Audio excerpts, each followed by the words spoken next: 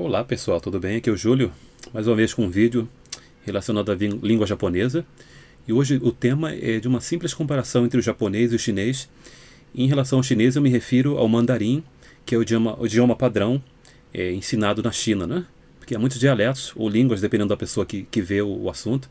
Tem um cantonês, tem um xangainês, tem o Hokkien, que é falado na província de Fujian, no sul da China, e tem vários dialetos, várias línguas, né?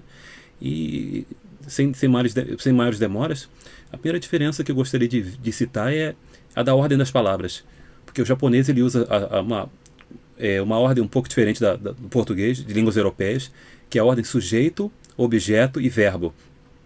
Por exemplo, se eu quero falar eu sou brasileiro, seria eu brasileiro sou, né? Watashi wa burajirin desu. Em contrapartida, o chinês usa a mesma ordem do português, né? Então eu sou brasileiro seria a mesma coisa. Desculpe pelos sons, eu não sou bom nos tons. Wo shi pa shi ren. Wo shi pa shi ren. Quer dizer, eu sou eu, mas o verbo ser, shi, acho que é quarto tom, né? E brasileiro, pa shi ren. Brasileiro, né? Segunda diferença é que, bom, o japonês não é uma língua tonal e o chinês é uma língua tonal. Por exemplo, para distinguir as palavras, usam-se tons diferentes. Eu vou tentar dar dois exemplos. As palavras cavalo e a palavra mãe. A palavra cavalo em chinês usa o terceiro tom. Eu não sei se vou conseguir fazer. Seria ma, terceiro tom. E a palavra mãe usa o primeiro tom. Ma, né? Então, essa é a diferença. Língua não tonal e tonal. Outra diferença simples sobre pronúncia é que japonês é uma língua multissilábica, né? Por exemplo, se eu for falar a palavra eu, seria watashi, 3 sílabas, né? Em chinês seria só uma sílaba, né? Wo, né? Terceiro tom, né? Então, geralmente, as palavras em chinês são monossilábicas, né? E outra diferença seria em relação aos ideogramas utilizados.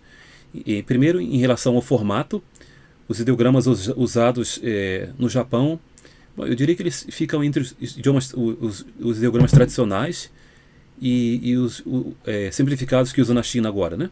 Em contrapartida, na China, usa-se os ideogramas simplificados, né? E outra coisa, em relação a ideogramas, usa-se ideogramas diferentes para algumas definições. Por exemplo, para o kanji de, por exemplo, comer, usa-se um kanji diferente para China e para o Japão, né? E a mesma coisa, os kanji diferentes para ir. Usa-se kanji diferente nas duas línguas.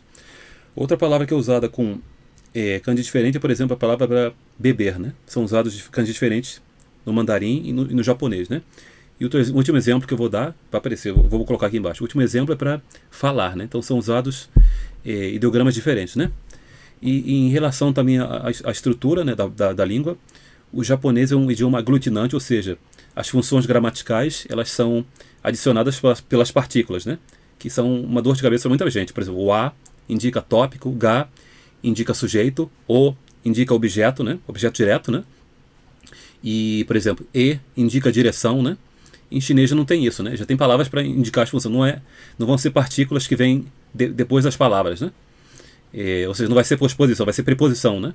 Como em português, por exemplo, né? Isso aí, uma apresentação, comparação bem simples. Se você gostou, dá um ok aí. Se eu falei alguma coisa errada, me corrige, porque estamos aí para aprender, né? E eu ainda estou estudando o idioma, continuo aprendendo, né? Então, obrigado por assistir esse vídeo, um abração, tchau, tchau.